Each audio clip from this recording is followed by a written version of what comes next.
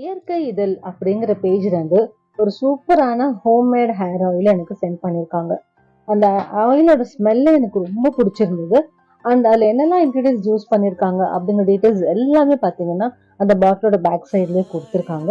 So அது மட்டும் இல்லாம அந்த ஆயிலை நம்ம எப்படி யூஸ் பண்ணணும் அப்படிங்கிற டீடைல்ஸும் ஃபுல்லா டீட்டெயிலா பின்னாடி கொடுத்துருக்காங்க. இது பாத்தீங்கன்னா ஃபுல் அண்ட் ஃபுல் ஹோம் மேடுங்க.